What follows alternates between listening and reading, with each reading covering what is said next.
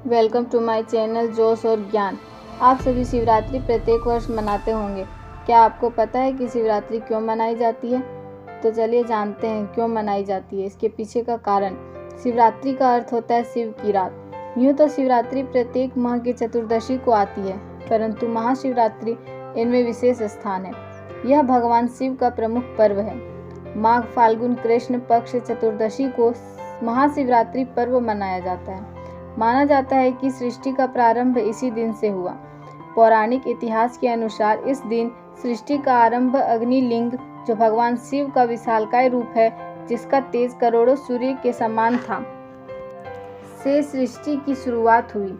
यह रात्रि आध्यात्मिकता के आधार पर बहुत ही महत्वपूर्ण मानी जाती है। इस दिन भगवान शिव और माता पार्वती की पूजा होती है। यह पूजा व्रत रखने के दौरान की जाती है। यूँ तो साल में 12 बार शिवरात्रि होती है, परंतु उनमें से फाल्गुन मास की शिवरात्रि, जो महाशिवरात्रि के नाम से प्रसिद्ध है, इसका इस संसार में महत्वपूर्ण स्थान है। महाशिवरात्रि को लेकर एक पुराने भारत में एक भ्रांति फैली है, जिसके अनुसार यह माना जाता है कि इस दिन शिव पार्वती का शुभ विवाह हुआ था। परंतु शिव पुराण के अनुसार महर्षि वशिष्ठ ने राजा हिमालय को भगवान शिव और पार्वती विवाह के लिए समझाते हुए विवाह का मुहूर्त मार्गशीर्ष माह में होना तय किया था। शिव पुराण के रुद्र संहिता में शिव पार्वती विवाह की तिथि का उल्लेख किया गया है, जिसके अनुसार शिव पार्वती विवाह तिथि मार्गशीर्ष माह के कृष्ण पक्ष की द्वितीय तिथि को आती है। भारत सहित पूरे देश में महाशिवरात्रि का पावन पर्व बड़ी ही उत्साह के साथ मनाया जाता है।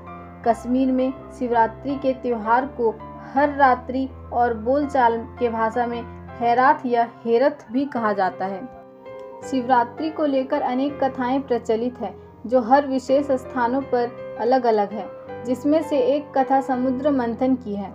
अमृत उत्पादन के साथ ही उसमें हलाहल नामक विष भी पैदा हुआ था। हलाहल विष ब्रह्मांड को नष्ट करने की क्षमता थी और इसलिए केवल भगवान शिव ही इसे नष्ट कर सकते थे। भगवान शिव या भोलेनाथ ने इसे हलाहल विष को अपने कंठ में धारण कर लिया। विष इतना शक्तिशाली था कि भगवान शिव अत्यधिक दर्द से पीड़ित हो उठे थे और उनका गला नीला हो गया था। इस कारण भगवान शिव या भोलेनाथ को नीलकंठ के नाम से भी जाना जाता है।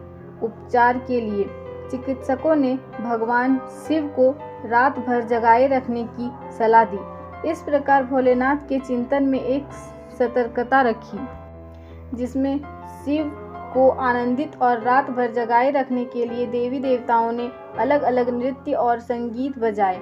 सुबह होते ही भोलेनाथ ने उनकी भक्ति से प्रसन्न होकर उन सभी को आशीर्वाद दिया और ऐसा माना जाता है कि इस दिन शिव ने पूरी दुनिया को नष्ट होने से बचाया।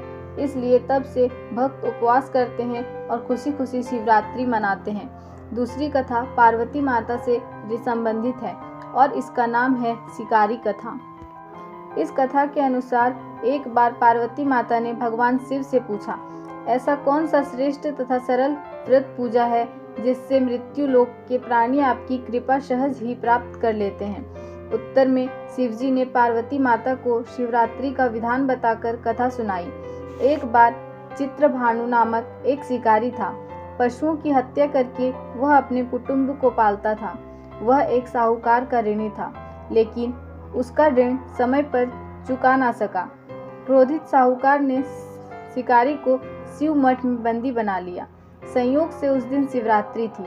शिकारी ध्यानमग्न होकर शिव से संबंधित सारी धार्मिक बातें सुनता रहा। चतुर्दशी को उस दिन उसने शिवरात्रि व्रत की कथा भी सुनी। संध्या होते ही साहूकार ने उसे अपने पास बुलाया और ऋण चुकाने के बारे में बात की। शिकारी अगले दिन सारा ऋण लौटा देगा ऐसा वचन देकर बंधन से छूट गया। अपनी दिनचर्या की भांति वह शिकार के लिए निकला, लेकिन दिन भर बंदी रहने पर के कारण भूख प्यास से व्याकुल था।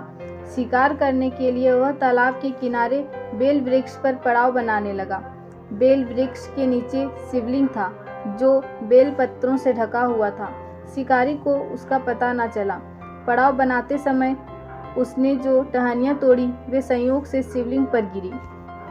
इस प्रकार दिन भर भूखे प्यासे रहने से शिकारी का व्रत भी हो गया और शिवलिंग पर बेलपत्र भी चढ़ गए।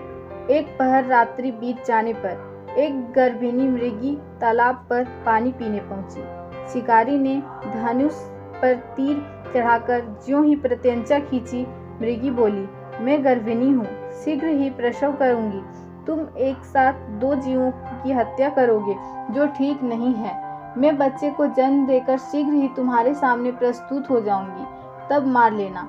शिकारी ने प्रत्यंचा ढीली कर दी और मृगी जंगली झाड़ियों में लुप्त हो गई।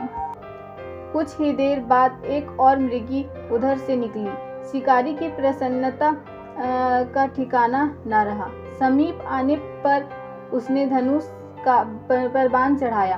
तब उसे देख मृगी ने विनम्रता पूर्वक भावों से निवेदन किया, हे पारधी, मैं थोड़ी देर पहले ऋतु से निवृत्त हुई हूँ, कामतुर गृहिणी हूँ, अपने प्रिय की खोज में भटक रही हूँ। मैं अपने पति से मिलकर शीघ्र ही तुम्हारे पास आ जाऊंगी। शिकारी ने उसे भिजाने दिया। 2 बार शिकार को खोकर शिकारी ने सोचा और फिर चिंता में पड़ गया। रात्रि का आखिरी पहर भी बीत रहा था। तभी एक अन्य मृगी अपने बच्चों के साथ उधर से गुजरी। शिकारी के लिए यह स्वर्णिम अवसर था। उसने धनुष पर तुरंत तीर चढ़ाया।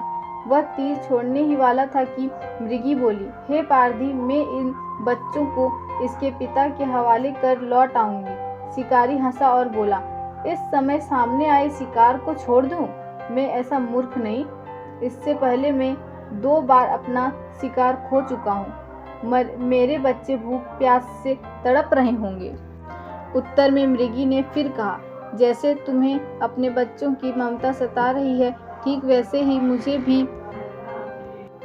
इसलिए बच्चों के नाम पर मैं सिर्फ थोड़ी देर के लिए जीवन दान मांग रही हूँ। हे पारधी, मेरा विश्वास कर। मैं इन्हें इनके पिता के पास छोड़कर तुरंत लौटने का वचन देती हूँ। मृगी का दीन स्वर सुनकर शिकारी को उस पर दया आ गई। उसने उस मृगी को भी जाने दिया। शिकार के अभाव में बेल वृक्ष पर बैठा शिकारी बेल पत्र तोड़ तोड़कर नीचे फेंकता जा रहा था।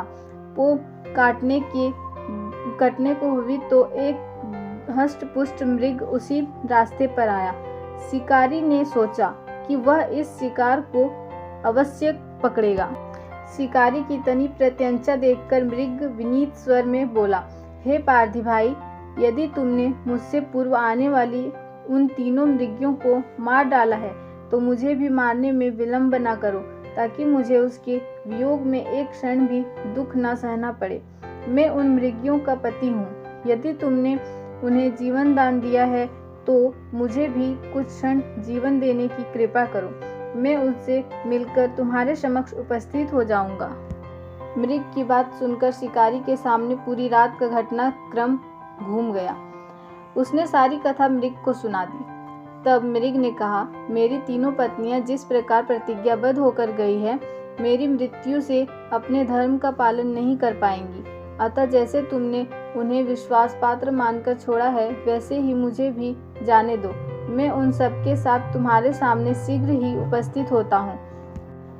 उपवास, रात्रि जागरण तथा शिवलिंग पर बेलपत्र चढ़ने से शिकारी का हिंसक हृदय निर्मल हो गया था। उसमें भागवत शक्ति का वास हो गया था। धनुष तथा बाण उसके हाथ से तुरंत ही छूट गया। भगवान शिव की अनुकंपा से उसका हिंसक हृदय कारुणिक भाव से भर गया। वह अपने अतीत के कर्मों को याद करके पश्चाताप की ज्वाला में जलने लगा।